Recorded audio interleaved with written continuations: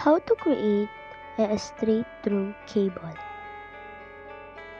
Here are the step by step.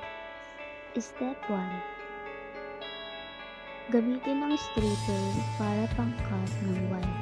Pero dapat maging maingat sa paggamit dahil maaaring makat ang mga nasa loob ng wire. Step 2. Sundin natin ang arrangement ng color coding ng straight through cable.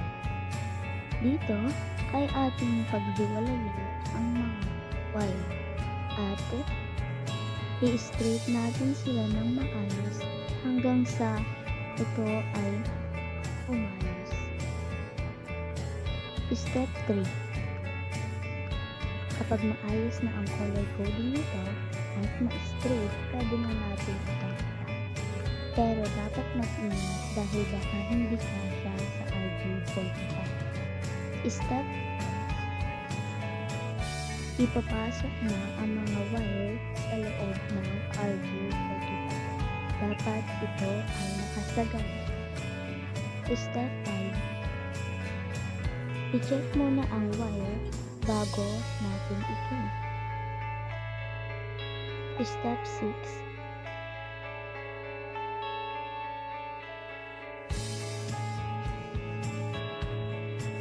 Step 7.